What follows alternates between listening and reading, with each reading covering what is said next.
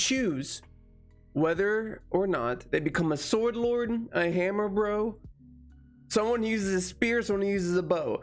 If you're a sword lord, you came to the right place. I am going to be talking to you about the builds I use for my PvE, solo PvE, and small level PvP, mainly dungeon diving, because those are the two forms of content that I like to do.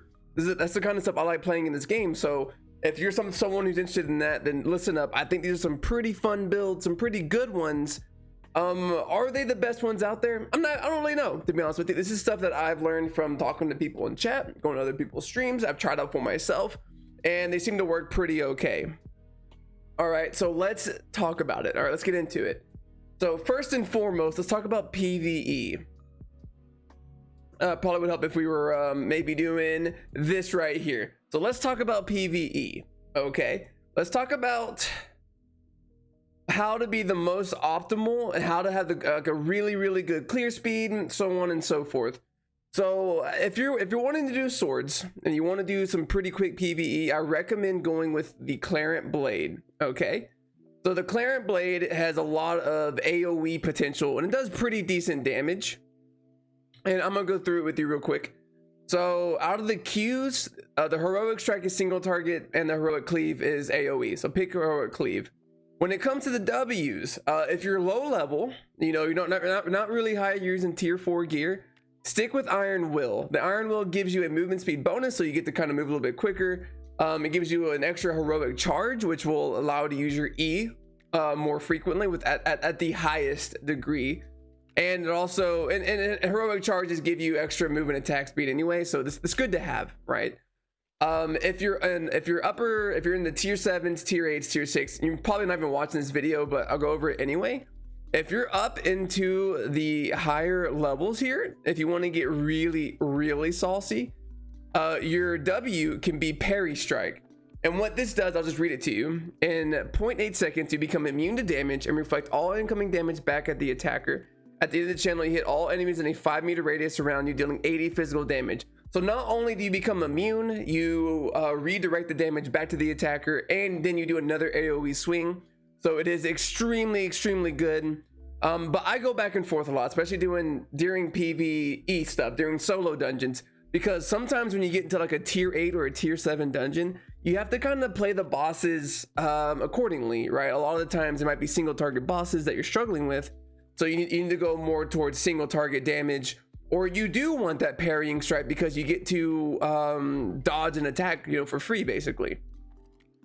So that's the difference. Either one would work, I feel like, and you know, you really can't go wrong. And then on the E for Clarent Blade is the Mighty Swing, brother.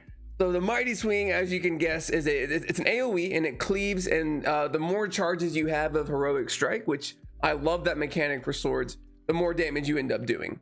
And then for the passive, I'll always just go for the more damage per second. I've played around with, because on the Parrying Strike you don't get the extra heroic charge for using it, but in Iron Will you do. So there's actually a passive where every 4 normal attacks you get a heroic charge. It allows you to build up that heroic charge stacks quicker if you're not using Iron Will and using a different ability. So I have played around with that. It's not really worth it. You might want to try and see if it's worth it to you. But typically just going for deep cuts of the additional damage per second, you can't go wrong. Okay, and honestly, that goes for a lot of the swords here. So I'm gonna skip over the passives in the future because they don't change. Same with the W's and the Q's. I'm gonna be quick over those in the next slide. But the E is the big one we're gonna be talking about. As for my typical, so what you're seeing here is my typical setup. Obviously, they'd be higher level gear, but I'm a little low on funds, so I bought low and used some of the other stuff I had. The reason I go with Scholar Cal, yeah, it gives you more damage and whatnot. Sure, that's a big bonus, but I don't really care about that. You shouldn't really care about these stats. Yeah, they're important, they're minimal, but what's mostly important is the abilities that you get. And the Scholar Cal right here, Energy Shield, applies an energy shield on yourself, which increases your physical resistance by 98 and magic resistance by 25. While the shield is up, you will regain energy each time you take damage. Huge, high testosterone play right there. What that means is, so a lot of the times, anytime you do PvE, especially with swords, axes, You'll notice, usually you'll notice an energy issue, and the Scholar Cow pretty much gets rid of that completely. So I don't really like to change this one. The Scholar Cow does pretty well in PvE scenarios, of course. In PvP, we'll talk about it. In PvE, this is really good. And on the passives, just take the damage. There's also a third one for maybe tier 5 and up. I don't really recall. There's a third passive that allows you to that reduces the cost of energy on your items. I actually normally take that as well. That way I don't have to, worry about energy as much. But if anything, take the damage. You do not need cast speed, so don't even touch that one. Moving over to the bag, use whatever bag you can afford. Have a bag tier 4 or higher. It's up to you on that one. However much money you want to spend. When it comes to cape, this is actually really important. If you're new, you probably didn't even know that these kind of capes exist. Well, they do. And I'm not only wearing a tier 4.1 for any reason. I'm wearing a tier 4.1 because it's the most efficient for the cost. If you start going to tier 6 and tier 7 capes, they only do very, very small amounts of extra damage to the enemies for a very much higher price. So typically I stay at tier 4.1. Maybe when when I'm just Scrooge McDucking it with a whole bunch of money, I'll start getting like tier 6, tier 7 stuff. So early on, tier 4.1, as you can see, every 15 seconds on a normal attack, so it just triggers on its own, you release a chain lightning dealing 187 magic damage up to 4 enemies. Big testosterone plays right there. It helps with your clear speed. It makes you go a little bit quicker. It's really, really good to have. If you have the money, get it. It's about, I think, almost 90,000 for this. If you can't afford this, a normal cape will be just fine until you can. Okay. And that's it for that one. Let's go to the Hellion jacket. Okay. So for PvE, actually, you know what? We have a couple things we're going to talk about here. For the Scholar Cowl for PvE, yes, I recommend doing this 100%. The other option is the Cultist Cowl. Now, this one is not very good for energy, but the damage is really good, especially when you go against bosses one-on-one. Because when you use on creatures for 7 seconds, they take 65 magic damage per second. It does add up quite a bit, and it's still really, really good.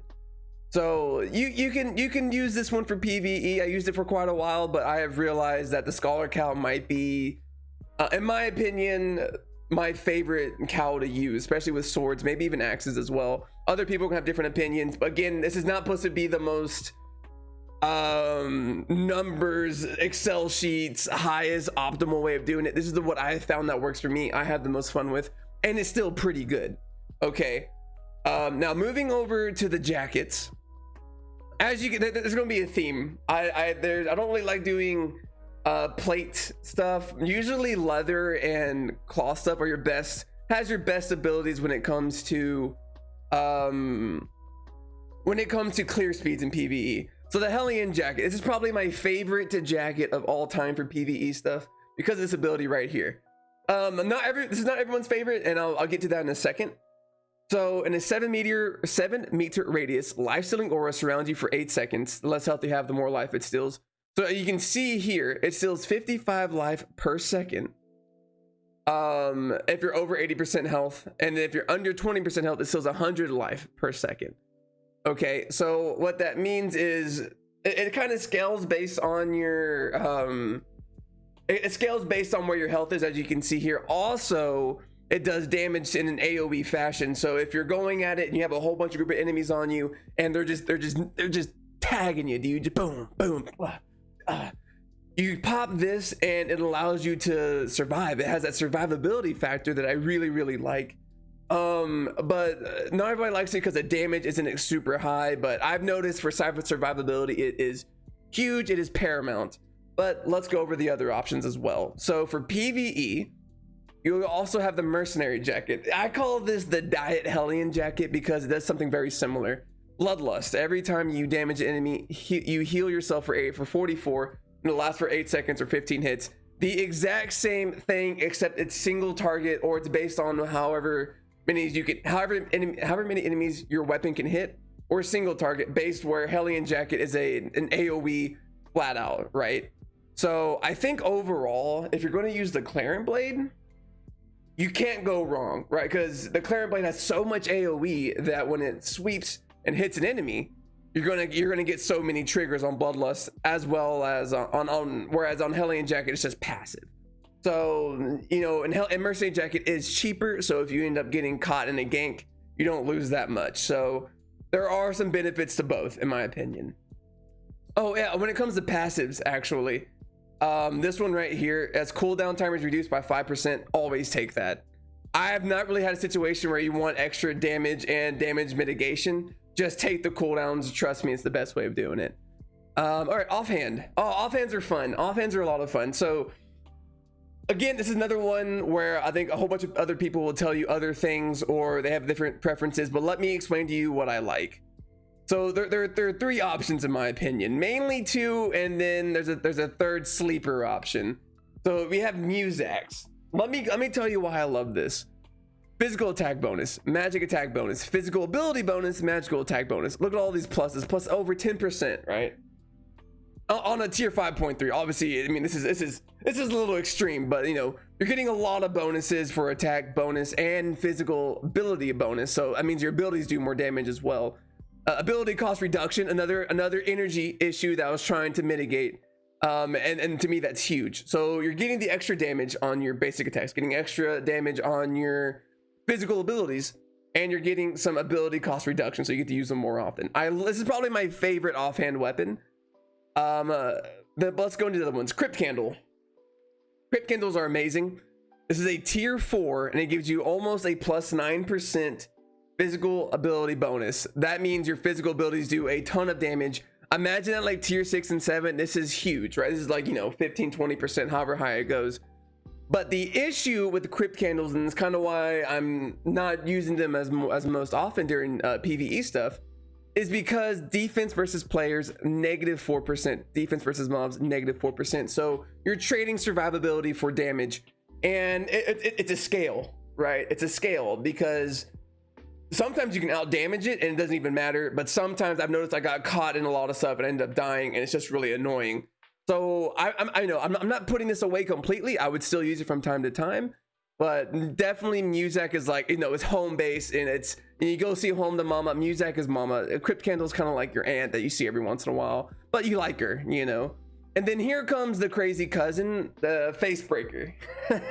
So if you're looking for ultimate survivability option, in my opinion, you know, where you don't have to trade off a ton of damage, Face Breaker is an option. Okay, so the reason people might be like, what the heck? Well, here's the thing. You do still get some physical attack bonus and physical ability bonus. You're getting those, you know, the attack power, but it's limited. But you're also getting some more defense as well, so it increases your survivability. Some people love this. I mean, the look of it's really cool as well. I mean, you got to give it that. I don't use it too often. The only time I really use it, if I'm going into a tier 8 solo dungeon by myself and I'm geared up as much as I can in the black zone without, you know, breaking the bank, and this helps me kill some bosses, and trust me, they get tough in there. To be able to have the extra defense, I think it matters. I think there's more testing that needs to be done on my end to really see if it, you know, plays a huge role in it. But you know, I've talked to a lot of people and they said, yeah, the Face Breaker is good, or I use it because of this reason, and a lot of it comes down to the survivability. So if you do want to do a whole bunch of sword and board action, go with the Face Breaker. All the other shields are not meant for swords. Not really anyway, just because there's no damage bonuses other than this one. Okay, we're getting through this. Where we at? 14 minutes. We're getting there, boys. Demon boots. Let's go to the boots now. Again, this is all for PvE. I'll get into PvP a little bit later or after all this, and hopefully that goes by a little bit quicker. It should. Demon boots. Again, I don't really care about anything else other than this ability right here. This ability is a top notch. Is a big player in solo dungeons and red and black zones, in my opinion. But let me read it to you. Your damage and move speed is increased for 6 seconds. Each stack grants 4% additional damage and 20% speed increase. So all right, so you're getting a damage boost and you're getting a moderate speed boost. The less health you have upon activation, the more stacks you gain. So let's say you're getting ganked, right? You're minding your business, someone comes in, you're at half health. They hit you, now you're down to a quarter health. You pop this, you're gone. Like literally the speed at 8 stacks, you're getting 160% speed increase for 6 seconds. That is very fast. That can allow you to escape a gank pretty easily. So I really like these boots. Okay, so I recommend, again, these are just recommendations. I recommend using them if you're going into red and black zones and you're truthfully worried about getting ganked, which you should be, and not be able to fend it off. And that's kind of up to you. That's kind of the mindset you should have. But again, my typical build is just like this. And you know, I've ended up winning some ganks in the long run because I was able to just fend them off. I played it right, and you know, I was the better player, believe it or not. You know what I'm saying? Then yeah, all right. And then going over to food and potions again. If you're still new and you're not comfortable using food and potions, don't use them. But once you get into red and black zones, you're going to want to get used to them. So I use tuna. Simple enough. Improve your health regen by 225% for 30 minutes. This is out of combat regeneration, so you have to finish whatever combat you're in, and then you'll notice that your health just goes straight, like immediately to full again, like no downtime. And that's why you want to bring these with you. I usually bring 2 or 3 with me at a time because I'll be out for an hour doing dungeons, and that's plenty of time, right? So yeah, super simple. Now, so there's a couple of potions you can put here. For going into yellow zones, you don't need any potions. Maybe some healing potions if you want, but you don't need potions in yellow zones, or you shouldn't need potions. But in red and black zones, invisibility potions. After drinking, makes invisibility for 6 seconds. So it makes you invisible for 6 seconds. But if you attack or use abilities or take damage, you're visible again. So what this allows you to do is you see someone coming, you pop this, they get confused, allows you to do a couple of things. Allowed you to click on them, press Y, and then inspect them. Like, all right, can I take this guy? Yes or no? And then as you're deciding that, your tuna that you have up is regenerating your health because you're no longer in combat. So now you're at full health. You're able to. You have 6 seconds to decide to either fly or fight or flight. And then you have the demon boots that will allow you to escape him if he starts getting down. If you decide to run, you start running now. You appear. He's probably going to catch you. But then you have demon boots that will allow you to run away once you get to a certain life threshold. Okay. So yeah, there's that.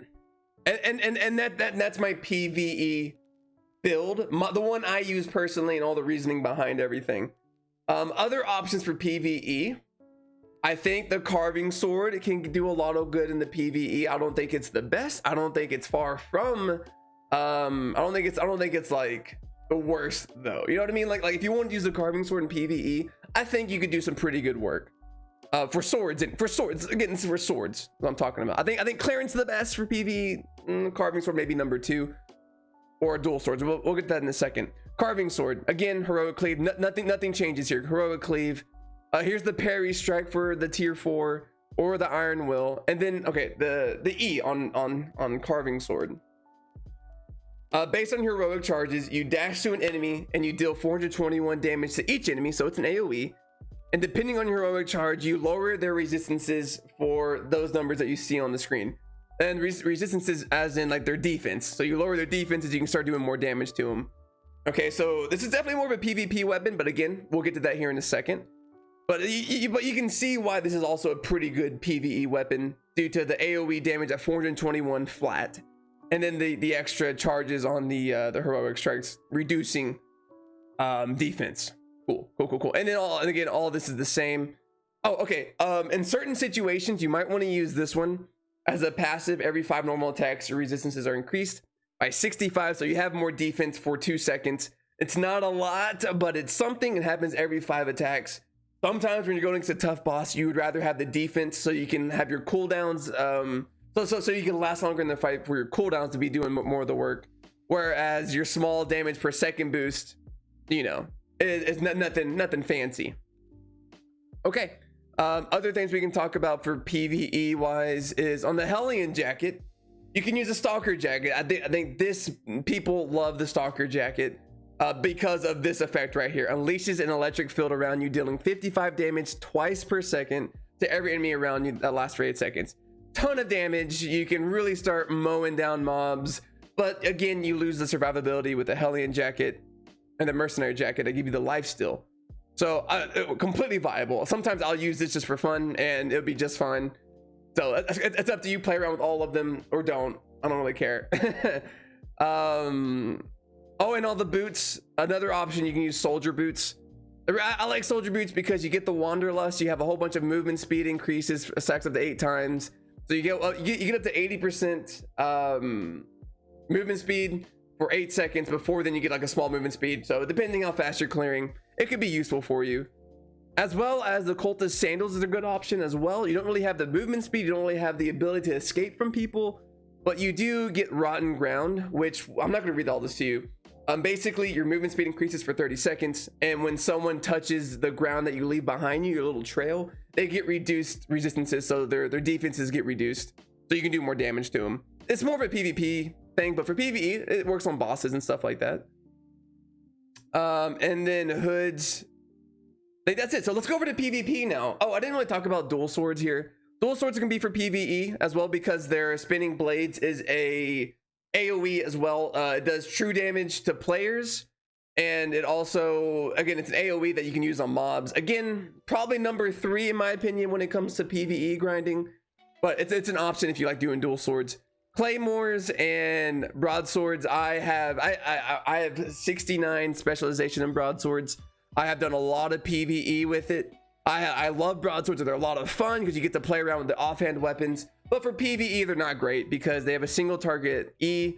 Now, the single target E does a ton of damage to bosses and single target stuff. So you can just clear out bosses pretty easily with it, especially when you add it with the crypt candle. But overall, mob clearing, dungeon clearing is a little bit lower because it does have that big AoE potential.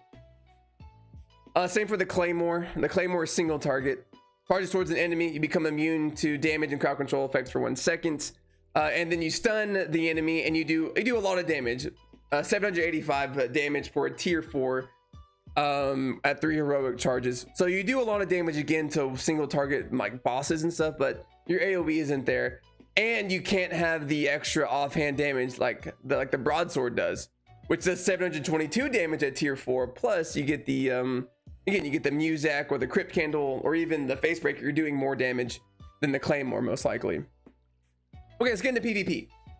PvP, so I've only really done dungeon diving and a little bit of Hellgates. So this is going to be mostly small scale and like dungeon diving. Like you want to go into a dungeon and gank somebody for their loot. And I'll probably do a tutorial over how to do that, at least in the early red zones and stuff and early black zones. You know, just as a small guide for newer players, I want to get into it. What I recommend you do for swords. So there's 2 builds that I really know really well that work. And I know there's other builds with the dual swords and claymore that I can talk about, but I don't really have a ton of experience in. So take those with a grain of salt. But if you're going to do broadsword stuff, first and foremost, take the heroic strike. Huge single target damage gives you heroic charges. Iron Will. I think you're always going to want to take this. I don't see a situation of taking anything else except for maybe parry strike in a situation where you might be, if you're hesitating, a 1vx scenario. First off, you're not in a good place anyway. You might as well just run. Well, let's say you want to fight it out. Maybe you want to try parrying strike, go nuts. But for the most part, you're gonna want to run away from that kind of scenario with the broadsword. But use Iron Will, and then Mighty Blow, and then I mean I would still go for the damage for a second because you're trying to knock them out before they knock you out. There's not a lot of stuff you can do other than just trying to pretty much out damage them. Okay, and the Iron was really good for if they're trying to run away. You pop this, you get that 20% movement speed, and you're going. Or also your heroic charges when they stack up give you extra movement speed as well. So you start becoming really fast as swords. Yeah, and to take that. Offhand. So there's 2 options. You have Muzak, which for PvP probably not the best. Again, let me tell you why. Is that it gives you these attack bonuses that are they're really good. But it suffers a little bit because instead of giving you extra attack bonus, it gives you ability cost reduction. And you don't need ability cost reduction when you're one-on-one, right? Because you're not gonna, it's not gonna be a long-term fight. It's gonna be pretty quick most of the time. Either you win or they win, and maybe you're running and so you don't need it. So you could use this, but the crypt candle's where you want to be, because the crypt candle, yeah, it gives you less defenses, but the damage that you will be able to produce, especially with the broadsword on a 1v1 situation, especially against someone who's wearing cloth, is a lot. Like, you will be able to take them out depending on what they're wearing from, you know, at least a quarter health, if not more. You still have a lot of sustain based on what else you're wearing, which I'll get into in a second. So I recommend going Crypt Candle when you're trying to 1v1 gank with a broadsword. Again, 1vx, you know, so 1v2, 1v3, don't even try it with a broadsword unless you just got balls of steel. Then go nuts, pun intended. When it comes to the cowl, so I don't really recommend Scholar Cowl in this situation. Sure, you can have a shield that boosts your defenses. Your defenses. It's an option. Sure, why not? Go nuts. I don't really recommend it per se. You could go with, I guess, Force Field, but don't don't go with Scholar Cowl unless you're like, yeah, I want the energy, but you don't need the energy. I recommend going Cultist Cowl, actually. So Cultist Cowl, when used on players, deal 131 magic damage to the player when they attack or use an ability. So for 7 seconds, they're either not attacking or doing abilities on you, or every time they do, they take 131 damage at tier 4. Imagine at tier 7 what the damage is. I don't really know off the top of my head, but it's on up there. It's really, really good. Okay, so I recommend that. I recommend not going energy cost, but going full on damage at this point, because again, it's going to be a short fight. You just need the raw damage at that point. So go there. The cape, man, the cape's tough. Okay, I honestly stick with the Thetford cape because you're still doing 187 damage when you hit an enemy. There's another cape, I think, called the Undead cape or the Heretic cape, one of those capes that gives you a damage boost when you're under 70%. So it kind of gets rid of your burst potential and gives you more longer sustain, but you have to be under a certain amount of health. And I don't really like that idea. I really enjoy the idea of just going to straight up burst damage, and if the fight lasts longer than 15 seconds, you get to do it again at 187 magic damage up to 4 enemies. So that even means, like, if you're 1vx in somebody, you get to hit them both, you know. So I stick with this. You can also try maybe the Fort Sterling cape. I don't have it with me because it costs money. I don't want to spend on it. The Fort Sterling cape is, again, about the same price as the Thetford cape, and instead of giving you extra damage, what it does is that it removes stuns if you get stunned, or if it removes like a root if you get rooted. And like, I don't know, it happens every so often. It's on a cooldown as well, but it allows you to maybe escape, or if they try to stun you and it removes that, now you can keep swinging and they're down an ability they just kind of wasted. So that's another option. All right, so jacket, right? There's a couple of options on jackets. Honestly, Hellion jacket's still not terrible. Probably in a 1v1 situation, you are going to want to go at least mercenary, because the damage is going to be instant every time you get the attack. You get to heal yourself. So I would say that the mercenary jacket's going to beat out the Hellion jacket in this scenario. Also, again, I think you want to keep cooldown reduction though, because I've tried it with the extra damage. It's not enough. You want to be able to keep those cooldowns, those abilities flying at them, high octane, high testosterone, right in their faces at all time. So take the cooldown reduction pretty much no matter what. I mean, again, I'm giving you these recommendations. Play with it yourself. Okay, the other option you can do is actually the assassin jacket. I don't really play with the assassin jacket a ton, but it's an option because of the ambush ability. So you turn invisible for 8 seconds. Your first attack out of invisibility will do extra damage based on how long you were invisible, up to a maximum of 40%, and then you break invisibility and then the fight continues. So for extra burst damage, you could go assassin jacket and burst them down before you even have to worry about sustainability. So that is an option. At tier 4, you don't get the cooldowns, but again, tier 5, tier 6, you should be able to get the cooldown passive ability on it. So yeah, this is also a pretty good option. I'm not even saying like, oh, it's up to you. I mean, it's up to you, but oh no, you know, maybe don't, but go with the assassin jacket or go with the mercenary jacket. This is what I use. Again, there's other builds out there, so don't be like, this is the only one you have to do, but this is the ones I know they work and they're good. Don't get me wrong, don't worry. I'm going to get back into the weapons before too long, but I want to go over just kind of everything else and just kind of save some more sword stuff for last. Boots. Honestly, the demon boots are still good for PvP. You know, obviously in the beginning, you know, in the beginning of a fight, they're not that great because you only get a small bonus and a small speed boost.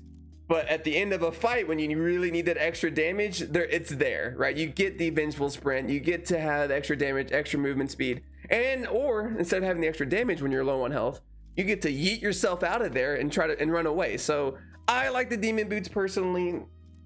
Again, some people might disagree with me, but I enjoy them. They've worked for me in the past. Alternatively, you can go with the cultist sandals. These, again, don't only have a huge movement speed increase, but to reduce the defenses of your enemy for like 3 seconds, even after leaving the area, that's extra damage you can put on them, and you can start just welling on them, dude. Just really getting after it. Again, I would still go damage as your passive. You don't really need energy reduction at this point. And then looking at the helmets, again, I would go cultist cowl, and then I'd also go mage cowl. So the mage cowl, you get poison. So coat your weapon with poison. Your next auto attack will poison an enemy, inflicting 80 damage per second for 5 seconds. And this is every time you auto attack. So I believe it just starts the clock over. So you're going to be constantly doing 80 damage per second to them. You know what I mean? So this is also really good for damage. I don't use this one a ton. I kind of want to play with this. I kind of want to play with it more actually, because the damage is there. The damage is really good. You could even bring this into boss fights, a little bit of one-on-one action if you're really struggling with a boss of some sort. But again, Scholar Cowl for bosses. And then looking at the food and potions, stews. If you're gonna gank, you're gonna want to use stews. Stews increase your damage by a tier 6 stew is like 9% for 30 minutes. Huge. That's a huge damage boost. Almost 10% for 30 minutes.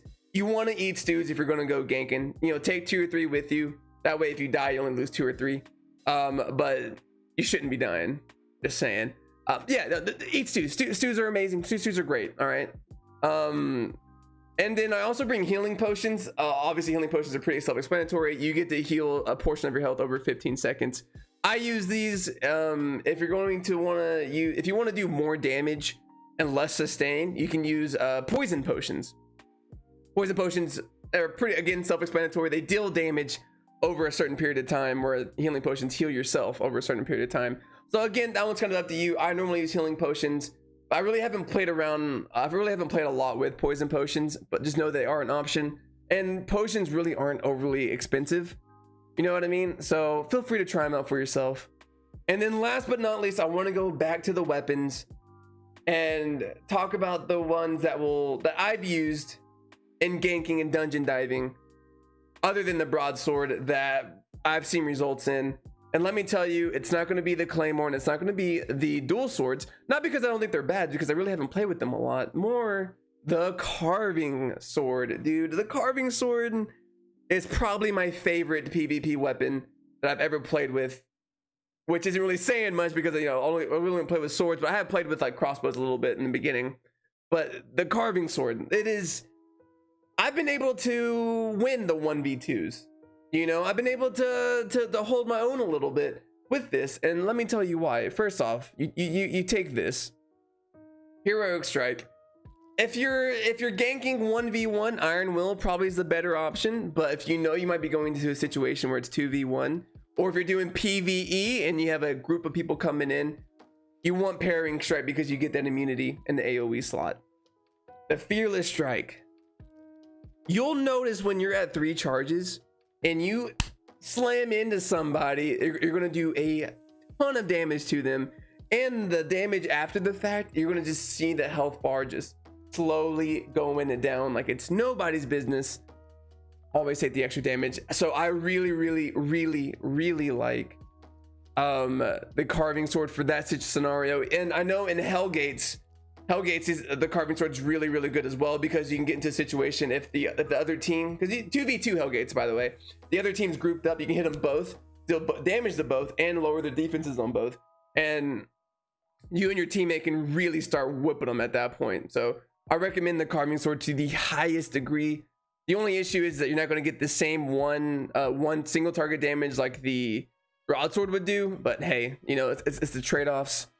And now I'm just remembering, so I'm not going to redo this video, but I am just remembering this. There's another really good helm you can use for PvP specifically, a little bit in PvE. It's the Guardian helmet, and the Guardian helmet basically It's a plate helm. What it does is its ability is that it heals you for like a 10% of your maximum health, like instantly or something like that. It's really good. So look at the Guardian helm as well when you're picking your builds.